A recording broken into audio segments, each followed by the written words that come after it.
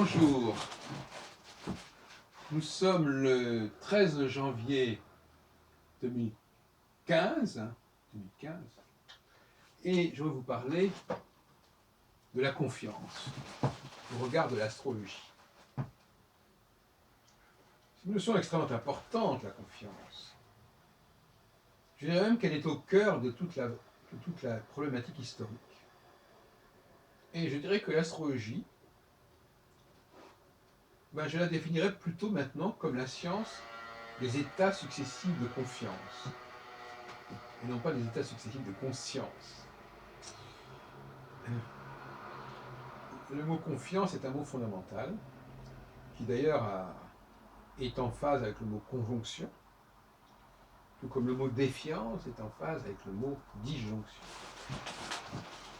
En astrologie saturnienne.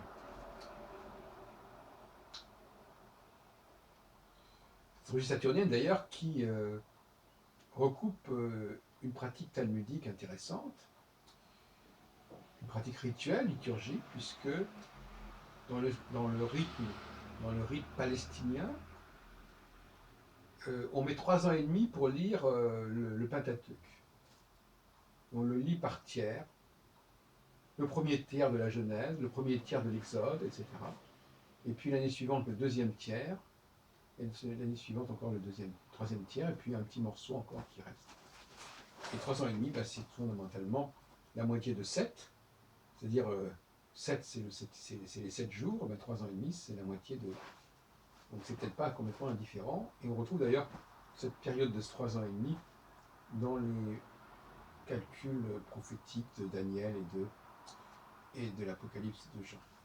Et donc le cycle de la confiance, on a bien vu avec la crise de 2008 et subprimes, etc., à quel point la question de la confiance était fondamentale. La perte de confiance est fondamentale. Et quand il y a une perte de confiance, et bien justement, c'est là qu'il faut trouver des solutions. Donc, si on regarde 2008, par exemple,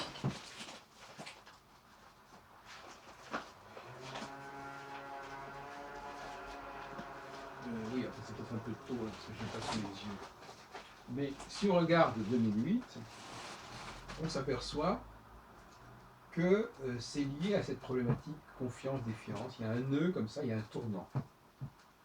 C'est vrai qu'il y a un temps où les gens font confiance, on leur fait confiance, on croit que les gens vont s'arranger, que l'avenir va aplanir les problèmes, et puis il y a un moment où ça ne fonctionne pas.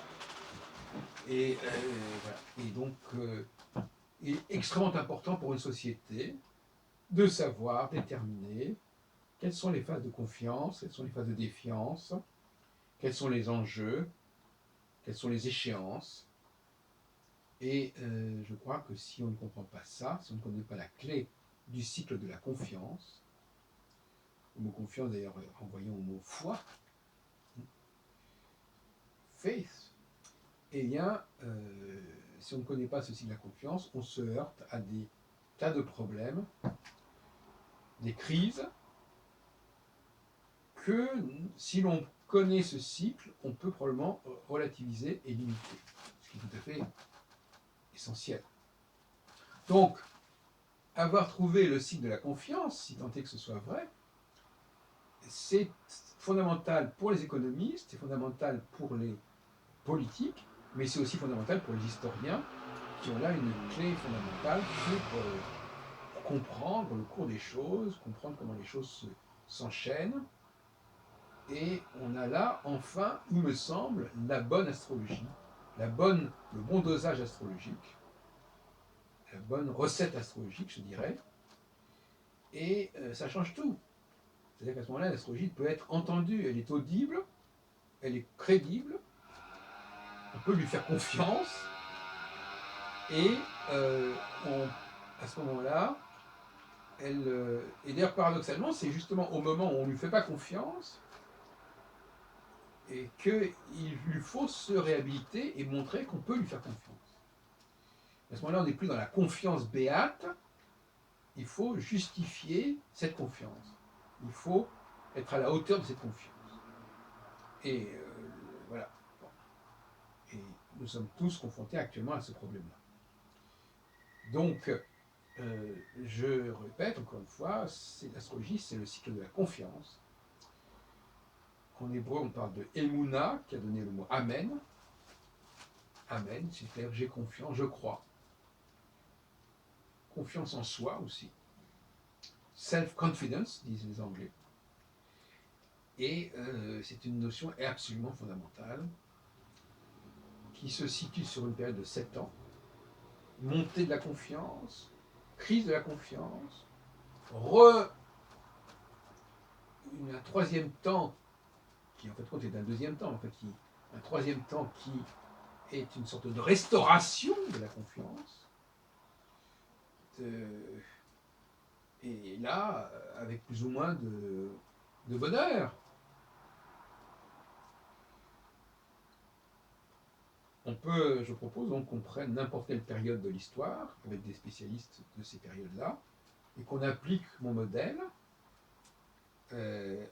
à ces périodes, à n'importe quelle période d'ailleurs, avec des gens qui connaissent bien le terrain, en rappelant, une fois de plus, que la période de confiance est déclenchée non pas par la conjonction où Saturne rejoindrait une des 4 étoiles fixes royales, mais au contraire par la disjonction qui est en quelque sorte apparentée avec le solstice d'hiver, comme dans le cas de la naissance de Jésus, et donc qui est un départ vers quelque chose, un tropisme vers la conjonction, un peu quelque chose comme Icare, n'est-ce pas, enfin quelque chose qui va vers la lumière et qui part des ténèbres.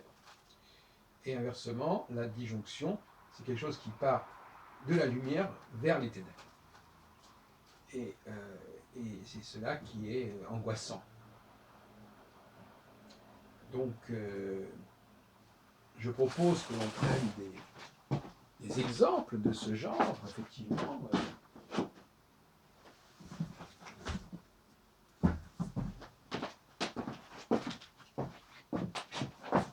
Des exemples de périodes de ce genre, on en a déjà parlé à plusieurs reprises.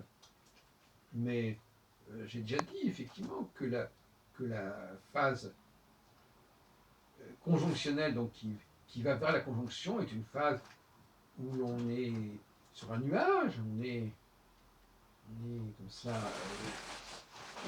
on croit que ce qu'on n'attendait plus enfin arrive, ce qu'on n'espérait plus enfin se produit, et c'est très excitant, tant dans la vie quotidienne, dans la vie privée que dans la vie publique. Et puis il y a cette crise à l'approche, au passage de Saturne sur l'étoile fixe, qui est un moment très très particulier, très sensible, qui exige un changement d'attitude. Il ne s'agit plus d'être dans la confiance, il faut donner des gages, il faut donner des preuves, il faut se surpasser.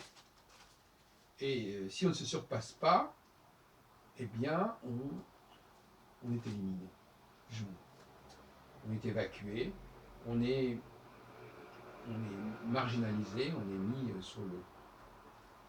sur la touche. Et donc, actuellement, nous vivons dans une période où nous sommes tous confrontés à ce défi, à ce challenge. Comment mériter la confiance qu'on a mis en nous et qui est en question. Comment passer de la confiance un petit peu béate, un petit peu candide, à une véritable assurance. C'est le passage de la confiance à l'assurance. Faire ses preuves.